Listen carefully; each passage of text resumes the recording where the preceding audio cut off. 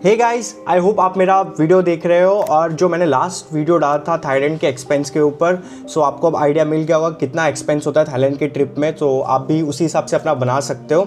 और जैसे मैंने आपको बताया था कि मैं अपने ट्रिप के बाद जो भी है, जो एक्सपेंस है वो मैं बताऊँगा। तो आज जो बारी है वो है सिंगापुर की। सिंगापुर जो है वो बहुत ही ब्यूटीफुल है, बहुत ज़्यादा। मतलब वहाँ पे बहुत कुछ है घूमने के लिए। मैं आपको पूरा लिस्ट दिखा दूंगा कि क्या क्या जो मेजर टूरिस्ट स्पॉट्स है वो। उसके अलावा जो मैं गया था, आपने मेरे ब्लॉग में भी देखा होगा, वो था मरीना बे बाय सैंड, मरीना बे बाय गार्डन्स, उसके बाद जुरासिक पार्क और बहुत सारे मॉल, बहुत बड़े बड़े मॉल्स हैं। उसके बाद कसिनो, जिसके बाहर से मुझे आना पड़ा क्योंकि मेरे पास पासपोर्ट नहीं था, इसलिए मुझे जाने नहीं दिया। तो आप ये गलती मत करना, आप पासपोर्ट लेके जाना। और भी बहुत कुछ है, बहुत सारे अच्छे अच्छे आइलैंड्स हैं वहाँ पे, बीचेस हैं वहाँ पे, और मतलब बहुत कुछ है। आप अगर वहाँ का प्लान कर रहे हो तो मैं आपको अभी जस्ट बताने वाला हूँ कि मेरा ट्रिप का कितना हुआ था। उस हिसाब से आपको समझ में आ जाएगा कि आपको कैसे प्लान करना है और आपका कितना एक बजट जा सकता है। लेट्स स्टार्ट, देखते हैं उसे। अब आपकी स्क्रीन पे दिख रहा होगा जो कि एक्सपेंस का जो है पूरा शीट है। उससे पहले मैं आपको बता दूं कि जो करेंसी एक्सचेंज है वो क्या मिलेगा आपको 1 USD इज इक्वल टू 1.25 सिंगापुरी डॉलर्स मिलेगा। और एक सिंगापुरी डॉलर्स का INR में अगर कन्वर्ट करेंगे तो 70 रुपया होता है। तो उस हिसाब से आप कैलकुलेट कर सकते हो। और ये एक्सचेंज रेट वहाँ पे आपको मिलने वाला है। सबसे पहला पॉइंट आप देख सकते हो कि वीज़ा है, जो कि मेरा अमाउंट 3000 दिखा रहा है। $25 के अराउंड होता है। बाकी जो भी ऐड होता है वो एजेंट का होता है और एजेंट के थ्रू ही कराना। यहाँ पे वीज़ा लगता है। मेरा रिकमेंडेशन ये रहेगा कि 15 दिन पहले वीज़ा के लिए प्रोसेस करना। बहुत सारे डॉक्यूमेंट्स लगते हैं और अगर जो वीज़ा आने में 7 डेज़ का टाइम लगता है। अगर बाई चांस कुछ ऊपर नीचे होता है तो आप उसे हैंडल कर पाओगे, इसलिए 15 दिन पहले का सेफर साइड टाइम लेके चलो। एंड दूसरी चीज़ ये है कि यहाँ पे भी डिजिटल अराइवल कार्ड भरना पड़ता है 72 आवर्स बिफोर लैंडिंग। तो वो भर दोगे तो वहाँ पे जाने के बाद आपका इमिग्रेशन बहुत इजी हो जाएगा। विदिन 2 मिनट्स के अंदर, 2 मिनट्स भी नहीं लगेगा, आप फटाक से 30 सेकेंड्स में आप निकल जाओगे बाहर। वो एक अच्छी चीज़ है, तो वो भर के जाना आप वहाँ पे। फिर उसके बाद आप देख रहे रहोगे कि उबर का जो मुंबई में उबर टैक्सी बिल है, आने जाने का जो भी एयरपोर्ट से घर पे और घर से एयरपोर्ट का। उसके बाद फूड है, तो एयरपोर्ट पे जो मैं खाता हूँ उसका बिल है, तो वो सब भी मैंने इंक्लूड करके रखा हुआ है। जो थर्ड है वो सिम कार्ड है। सिम कार्ड के 2 तरीके हैं। एक तो आप इंडिया से ही रिचार्ज करा लो, आपका इंटरनेशनल रोमिंग पैक करा लो। मेरा 3000 का पड़ता है 10 दिन के लिए और 10 GB का डेटा मुझे मिलता है। वो एक अच्छा रहता है जिसमें आप लोकल और 100 मिनट्स कॉल और 100 SMS मिलते हैं। तो एक अच्छा चीज़ है, वो हो जाता है उतने में।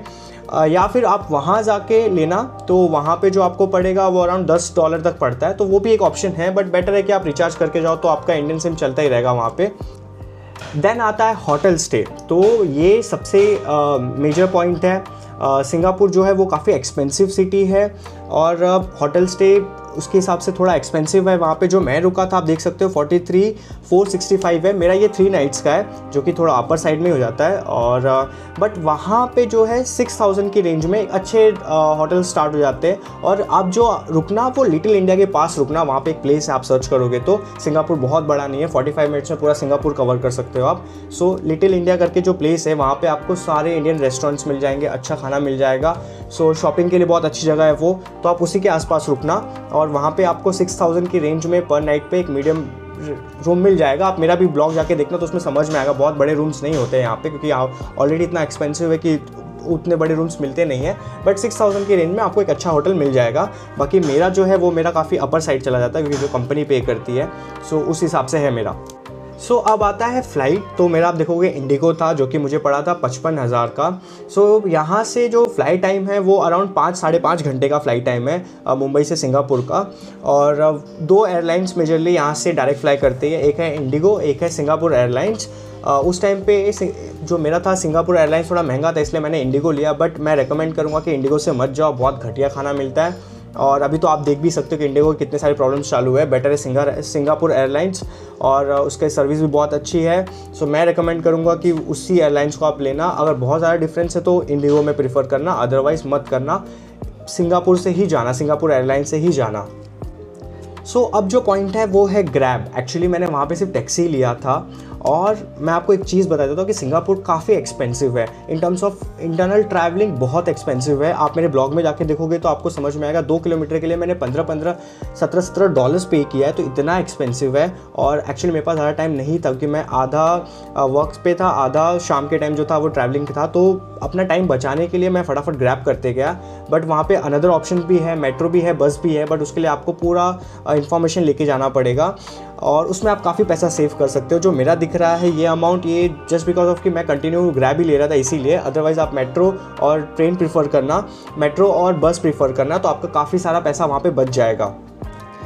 फिर उसके बाद आता है शॉपिंग। तो आप देख सकते हो कि 14,000 हुआ था, तो मैंने कुछ बैग्स लिए थे घर वालों के लिए। एंड उसके बाद हाँ, लग्जरी परफ्यूम, वहाँ पे आप लिटिल इंडिया में जाओगे तो वहाँ पे एक मॉल है जहाँ पे सिर्फ और सिर्फ लग्जरी परफ्यूम्स है, तो मस्ट गो प्लेस है वो, आप ज़रूर जाना और आपको सब लग्जरी परफ्यूम बहुत कम प्राइस में मिलेंगे। तो वहाँ जाके कुछ ना कुछ तो ले लेना, मैं तो बोलूँगा आप 100% ले ही लोगे जब जाओगे वहाँ पे। तो उसके अलावा तो मैंने जो थोड़े बहुत चॉकलेट्स लिए थे उसका मिला के मेरा 14,000 हुआ है। और ये आपके ऊपर डिपेंड करता है आपको कितना शॉपिंग करना है, तो वो आपके ऊपर सब्जेक्टिव रहेगा। मैंने तो 14,000 का किया, आप में भी ज़्यादा भी कर सकते हो। फिर उसके बाद आता है एंटरटेनमेंट, ठीक है। तो एंटरटेनमेंट का मेजरली हो गया कि जो टिकट प्राइस है, जैसे मैं जो गया था जुरासिक पार्क, उसका मैंने कुछ $46 पे किया था। उसके बाद मरीना बे बाय सैंड, मैं बोल नहीं पा रहा हूँ प्रॉपरली, तो वहाँ पे जो टॉप जो सबसे महंगा होटल है वहाँ का, उसके जो 57th फ्लोर पे जो क्लब था वहाँ पे गया था, तो उसका मुझे पड़ा था $37। तो ये उसके प्राइजेज़ है, क्योंकि मैं ज़्यादा घूम नहीं पाता हूँ, मैं काम से आ जाता हूँ और घूमने के हिसाब से कम, सो जो भी शाम में टाइम मिलता है उसमें ही घूमता हूँ मैं, तो मेरा इसलिए 12,000 ही दिख रहा होगा। बट अगर आप जो एज अ टूरिस्ट जाओगे तो आपका ये 100% बढ़ जाएगा, मे बी डबल भी हो सकता है। सो ये इतना ही है मेरा जो एंटरटेनमेंट का आया है। सो अब आपने तो पूरा देख लिया है, और अब जो टोटल दिखा रहा है वो $2,050 से $60 के बीच में। सो मेरा इतना ही हुआ था 4 दिन और 3 नाइट का, जो कि आई नो आप समझ रहे होगे कि बहुत ज़्यादा है। तो मैंने इसीलिए क्या किया है कि मैंने एक बजट ट्रैवलर का भी बनाया है, जो कि मैं अभी आपको दिखाऊंगा, तो आपको समझ में आएगा कि आपको कितना एक्सपेंस करना है, आपका कितना हो सकता है वहाँ पे।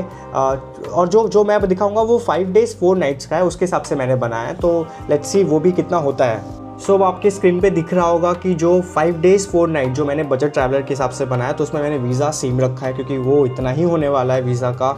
सेम टैक्सी का भी, फूड का भी, जो भी मैंने सेम ही रखा हुआ है। सिम कार्ड का मैंने कम कर दिया, क्योंकि मैंने एक ऑप्शन जो सस्ता वाला ऑप्शन है वो डाल दिया कि वहाँ पे जाके सिम कार्ड लेना। सो एयरपोर्ट पे मिल जाएगा आपको इजीली, वहाँ पे रहता है $910 में आपको मिल जाएगा वो।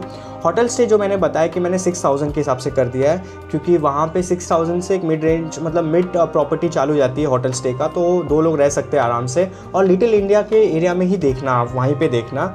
फ्लाइट तो ओवरऑल मैंने वही रखा है, क्योंकि आपको मे भी शायद कभी काल कम मिल जाए, जो कि कम में मतलब बहुत कम होगा तो 45,000 से 48,000 होगा, इससे नीचे कम नहीं होता वहाँ का फ्लाइट का टिकट्स, तो वो इसलिए मैंने वही रखा हुआ है। उसके अलावा जो मैंने ग्रैब है उसकी जगह पे मैंने ग्रैब प्लस मेट्रो प्लस अपना बसेस तीनों को ऐड कर लिया है, क्योंकि अगर आप सिर्फ ग्रैब टैक्सी करते जाओगे तो बहुत ज़्यादा खर्चा हो जाएगा। तो बेटर है कि आप पहले से समझ के जाना, वहाँ पे थोड़ा मेट्रो के बारे में पता कर लेना, बसेस के बारे में पता कर लेना, आपका बहुत पैसा बच जाएगा, क्योंकि वहाँ पे ट्रैवलिंग करना मतलब बहुत सुपर एक्सपेंसिव है। मतलब तो फिर इसलिए बेटर है कि आप थोड़ा इन्फॉर्मेशन लेके जाना वहाँ पे, ताकि आप थोड़े पैसे आपके बचा सको। उसके बाद फूड है, जैसे मैंने बताया कि आपका $50 से $60 लगेगा ही लगेगा।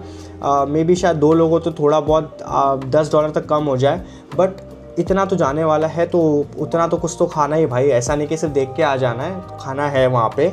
उसका शॉपिंग सब्जेक्टिव है, मैंने उतना ही रखा हुआ है, आप लोग का आप बढ़ा भी सकते हो, कम भी कर सकते हो, वो सब आपके ऊपर रहेगा।